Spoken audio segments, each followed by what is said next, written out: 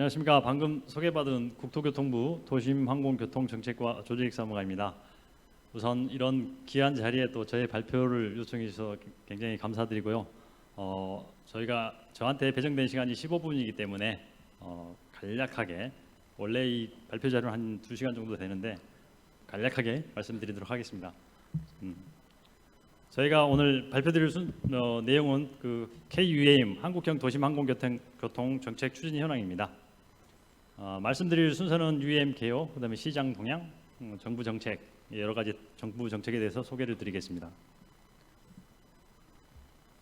지금 그 UAM에 대해서는 여기에 계신 분들은 어느 정도 다 알고는 있을 겁니다. 항공기나 자동차와 같은 개념이라고 다 알고 계실 거고, 지금 UAM은 아주 멀리 있는 게 아니라 우리 가까이에 지금 다가오고 있다. 그래서 곧 그 영화에서 보던 자동차들이 하늘을 날아다니는 시대가 조만간에 도래할 것 같습니다.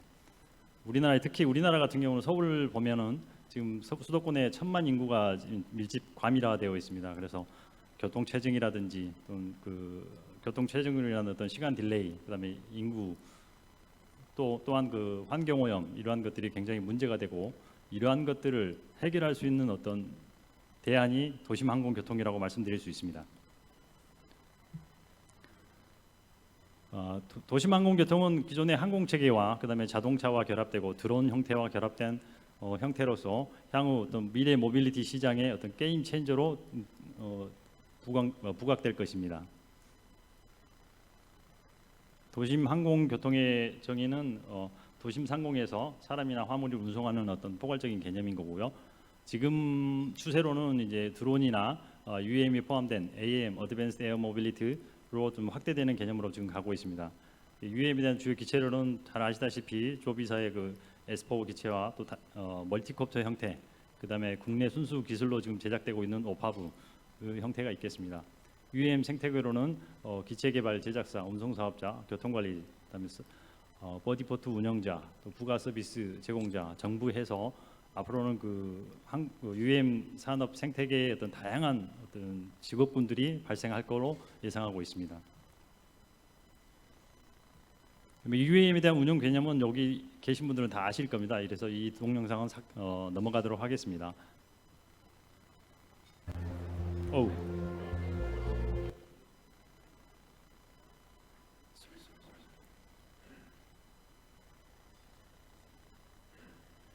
됐고, 다음.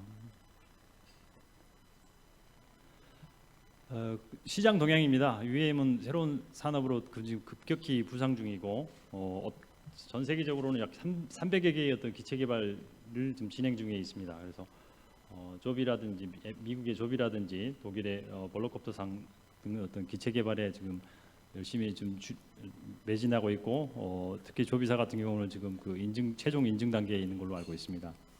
전 세계 시장 규모는 2040년에 UAM 세계 시장 약 730조 원, 국내는 약 13조 원이고, 이에 더불어 국내 주요 기업들도 UAM 산업에 대거 뛰어들었습니다. 그래서 우리나라의 이름만 들어주셔서 알 수 있는 다 대기업들이고, 우리나라의 삼성을 제외한 대기업들이 다 UAM 사업에 지금 경쟁을 하고 있는 상황입니다. 시장 동향은 방금 말씀드렸으니까 넘어가도록 하겠습니다. 그 다음에는 UAM 팀 코리아입니다. 이게 이제 UAM에 대한 어떤 법적 근거가 없기 때문에 과거에 20년도 6월에 미래 성장 동력인 UAM 산업을 육성하기 위해서 산학경관 합동 정책 추진 체계를 만들었습니다. 그래서 26년도에는 37개 기관으로 시작을 했지만 지금은 약 100여 개 기관으로 UAM에 대한 관심이 굉장히 많아지고 있습니다. 역할로는 KUAM 로드맵 수립 이행, 그다음 산업 활성화를 위한 어떤 신규 과제 발굴, 국제 동향 조사, 민간 기업들 간의 어떤 정보 공유 등을 지금 하고 있는 상황입니다. KUAM 로드맵입니다. 그 UTK에 더불어서 저희가 25년도 초기 상용화, 그리고 시험 실증 지원, 제도 마련, 어떤 시험 실증에 대한 어떤 인프라 구축, 이런 어떤 장기적인 로드맵을 마련했습니다. 그래서 20에서 24년도는 UAM에 대한 이슈를 발굴하고 법제도 정비하고, 시험 실증, 그다음에 25년도에는 초기 상용화 일부 노선에서 할 거고, 도심 내에 거점을 운항하게 되고, 특히 과거에 어떤 수상 택시를 반면 교사 삼아서 저희 같은 경우는 그 KTX라든지 어떤 도심 교통 체계와 반드시 연계돼서 같이 구축을 할 거고, 성장기 때는 뭐 비행 노선 확대, 그다음에 도시 중심의 거점에서 운항을 하게 됩니다. 성숙기가 되면 이제 자율 비행이 실현이 돼서 그때는 정말 UAM다운 영화에서 실제로 보던 그런 장면이 연출될 거라고 생각합니다. 그런 로드맵을 이행하기 위해서 25년도 최초 상영을 위해서 저희들이 정책적인 준비를 하고 있습니다. 23년에서 24년에 실증 사업을 UAM 실증 사업을 추진하고 있고, 25년도에는 25년도 초기 상용화 이후에 어떤 지역으로 확대하기 위해서 지역 시범 사업을 지금 준비 중에 있고, 26년도에는 관광형, 공공형 등 어떤 시범 사업도 또한 준비하고 있습니다. 이러한 어떤 로드맵을 달성하기 위해서 저희들이 그랜드 챌린지라는 UAM 실증 사업을 지금 진행하고 있고, UAM 법, 특히 UAM에서 굉장히 큰 성과라고 할 수 있는 UAM 법이 지난 10월 6일 날 국회 본회의를 통과했습니다. 그래서 10월 달에 국무회의 의결하면 내년 상반기 정도의 어떤 법적 근거가 있는 UAM이 지금 이제 태동하게 될 겁니다. 그리고 민간 역량 강화를 위해서 뭐 특별 자유화국을 설정해서 지원을 하게 됐고, 그다음에 R&D도 굉장히 많은 분야에서 지금 지원을 하고 있습니다. 특히나 또 이제 국민적 수용도라든지 대중의 수용성 측면에서 매년 비행 시연 행사 지금 개최해서 하고 있고, 그다음에 그 인프라, 저희들 내년에 수도권 실증을 위해서 인프라도 지금 수도권 지역에 한 7개 정도 계획을 해서 지금 예산 반영해서 지금 구축을 하려고 계획하고 있습니다. 이와 더불어서 어떤 산업 생태계에서도 조종사의 어떤 면허라든지 보험 체계 이런 것들도 다양한 연관 산업들이 저희 UAM하고도 관계가 있는 사업입니다. KUAM 기술 로드맵입니다. 21년도 3월 달에 마련했는데, 이 기술 로드맵은 본격 성장기 30년도 이후에 어떤 우리가 어떤 UAM에서 어떤 미래 선도국가로서의 어떤 국가 경쟁력 제고 차원에서 우리 UAM의 부족한 기술이 뭔지 어떤 식별해내서 그거를 나중에 국가적 차원에서 R&D를 지원하고 하는 그런 로드맵이 되겠습니다. 그래서 첫 번째 파트로는 어떤 미래의 어떤 KUAM 로드맵 성장 단계별로 있는 거기 로드맵에 따라서 저희들이 미래 운용 시나리오를 만들어서 수요를 예측해보고, 거기에서의 어떤 시나리오 분석, 또 비용 요소 산출해서 이러한 어떤 운용 수익성이 타당성이 확보될 때까지 계속 피드백해서 저희들이 그 기술 로드맵을 도출했고, 또한 어떤 기술 로드맵 과제이기 때문에 부족한 기술이 뭔지 이런 것들을 다 식별했습니다. 그래서 R&D 요소로도 식별해서 저희들이 지금 R&D를 하나 가고 있는 상황입니다.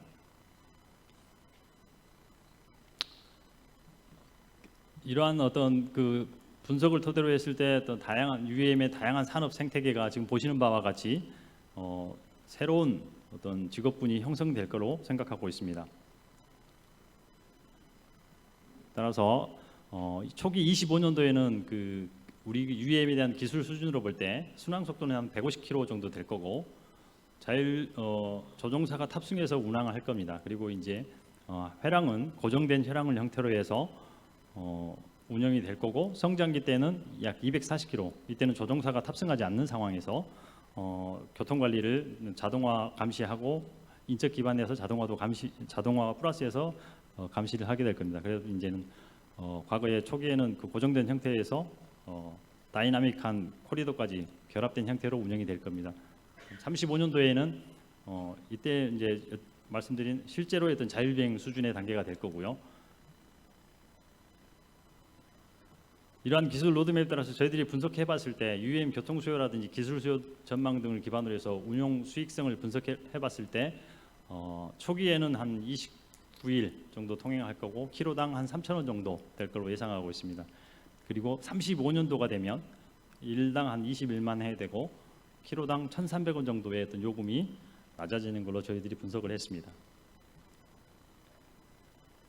KUAM 운용 개념서입니다. 이에 따라서 그 기술 로드맵과 정책 로드맵에 따라서 25년도 초기 상용화를 위해서 저희들이 운용 개념서를 발간했습니다. 이 운용 개념서라는 것은 UAM 어떤 이해관계자, 조종사라든지 버디포트, 그다음에 교통관리 서비스 제공자, 운영 정보 제공자, 항공 당국 간의 어떤 책임과 역할을 부여해서 우리가 UAM을 어떻게 구현해 나가겠다 하는 어떤 저희 UAM에 대한 어떤 바이블과 같은 성격이라고 보시면 되겠습니다. 그래서 초기에는 어떤 항공 형태로서 어떤 비행 계획을 다 제출하고 저희들이 통제되고 관리되고 하는 측면에서 다 UAM이 운항이 될 거고, 특히 이제 그 드론 교통 관리 서비스라고 드론이라고 하는 일반적으로 사진 촬영이라든지 점검용 드론이라든지 이런 것들은 고도 150m 미만에서 운영을 하게 될 거고, UAM은 300에서 600 정도에서 고정된 형태로 회랑을 설정해서 운항을 하게 될 겁니다.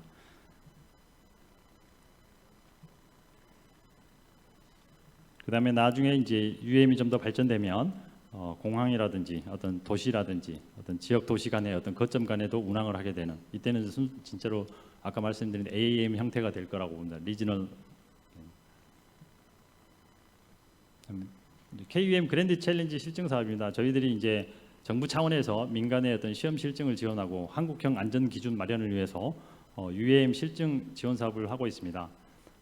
올해 8월달부터 실시를 하는데, 비도시민 전남 고흥 국가종합 비행 성능 시험장에서 실제 첫 번째 R&D 분야를 시작으로 해서 내년에는 컨소시엄 형태로 통합 운영 능력을 확인하게 될 겁니다. 그다음에 저희들이 이제 이번에 실증에서 내세울 수 있는 건 세계 최초의 어떤 5G 상용 통신망을 활용해서 교통관리 체계를 구축한다.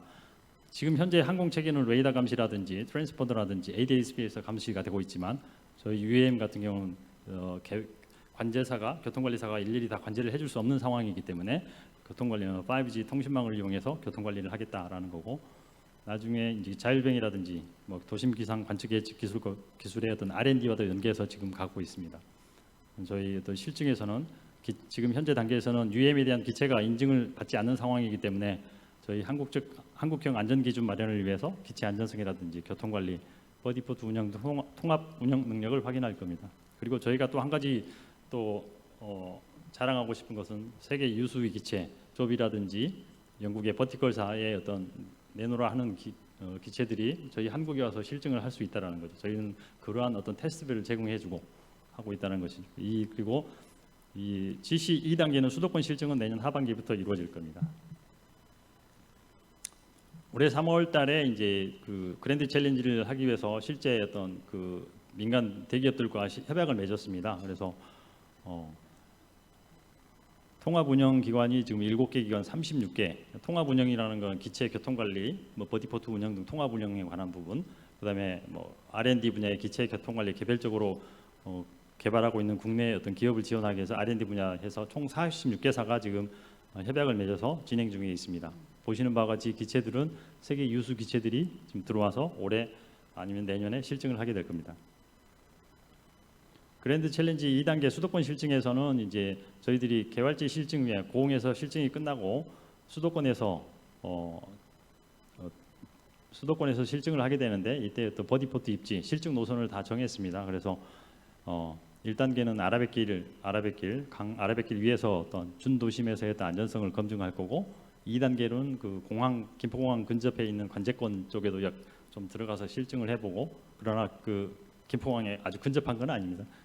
거기하고 한강 쪽에서 실증을 할 겁니다. 그리고 마지막으로 탄천에 있는 어떤 도심 진출을 위한 어떤 잠실 헬기장에서 잠실에서 수서역까지 실증을 하는 것으로 계획을 하고 있습니다. 지역 시범 사업은 25년도 초기 상용화 이후에 어떤 그 UAM 어떤 상용화를 그 지역 전국적으로 확대하기 위해서 지역 시범 사업을 저희들이 준비하고 있습니다. 그래서 이와 관련해서 지역 시범 사업 타당성 연구 영역 지금 진행 중에 있습니다. 아까 말씀드린 UAM 법 제정입니다. 10월 6일 날 국회 본회의를 통과했고, UAM 법은 어떤 개념 정립이라든지 추진 체계, 그다음에 실증 시범 사업 지역에서의 어떤 규제 특례, 기존의 항공사법에서 항공안전법, 보안법, 시설법에 있는 모든 규제들을 다 담아서 이걸 실증을 할 수가 없습니다. 그래서 실증이나 시범 지역에서는 규제 특례를 줘서 완화나 또는 배제를 해서 실증을 할 수 있도록 하는 그런 그 법입니다. 그리고 저희가 25년도 본격 상용화 준비를 위해서 이제는 이제 기존의 버디포트 등 4개의 분과가 있었으나 각 분야별로 기체, 인프라, 뭐 조종, 관제 영역별로 해서 분과를 나눠서 그 UAM 법이 통과됐기 때문에 그에 대한 하위 법령, 시행령, 시행기축 고시까지 만들어야 되기 때문에 그런 기준들을 만들기 위해서 저희들이 워킹 그룹을 좀 더 확대해서 지금 운영하고 있습니다. 그리고 기타 또 R&D와도 지금 연계해서 진행을 하고 있습니다. R&D로는 그 비예타급으로 지금 초기 상용화 지원을 해서 그 자율주행 비행기 오파부 기술 개발해갖고 지금 2호기가 지금 비행 테스트 중에 있고요. UAM 감시 정보 체계, 교통관리 체계인데 이게 지금 열심히 진행 중에 있습니다. 여기에는 그 5G 상용 통신 5G 통신망을 이용한 교통관리 기술들이 포함되어 있고, 그다음에 VIPP 가상 통합 운영 시뮬레이션인데 조종사, 뭐 교통관리자, 버디포트 운영자 간의 어떤 이해관계자의 역할을 사전에 검증해 볼 수 있는 VIPP 가상 통합 운영 과제가 가고 있습니다. 또 한 가지 저희 UAM의 또 큰 소식이라고 할 수 있는 그 UAM 본격 성장기 대비 30년도 이후에 대비해서 안전운행체계 핵심 기술 개발 사업이 지난 8월달에 저희가 3천억 원으로 뭐 최소 줄여서 3천억 원으로 예타를 신청했으나 결과적으로는 약 1천억 원 정도 예타 대안으로 해서 통과가 됐습니다. 그래서 내년부터 약 1천억 원의 어떤 사업이 진행될 거다 말씀드릴 수 있고, 그래서 1단계 예타의 결과에 따라서 1단계 각 7개 과제에 대해서 기본 상세 설계를 먼저 해보고 그 다음에 2단계 후속 R&D로 가라고 하는 그런 더 정책적인 제안까지 포함해서 가기 때문에 다음에 2단계 후속 R&D도 계속 진행될 걸로 판단이 됩니다. 향후 30년도에 어떤 그 UAM의 교통관리 체계가 이런 형태로 이루어진다는 거죠. VTV, 그다음에 이성통신 이런 형태로 해서 초기보다는 상당히 발전된 모습을 보일 겁니다. 글로벌 UAM 협력을 위해서 미국 FAA하고 UAM 상호 협력을 체결했고요. 또 FAA 라운드 테이블에 저희들이 정기적으로 참여를 해서 저희들이 같이 그 국제 기준 논의라든지 이런 것들을 같이 하고 있습니다. 그리고 아이카오의 AAM 스터디 그룹에도 저희들이 관여가 돼서 하고 있고, 유럽 항공안전청 EU APP 프로젝트에 따라서 저희들이 또 지속적으로 협력을 하고 있습니다. 특히 또 이제 저희 같은 경우는 그 저희의 그 실증 사업을 위탁을 맡아서 하고 있는 항공우주원이 미국의 나사하고 협약을 체결해서 매년 한 차례 두 차례 정도 UAM에 대한 어떤 기술 협력을 같이 지금 진행하고 있습니다. 이상 발표를 마치겠습니다.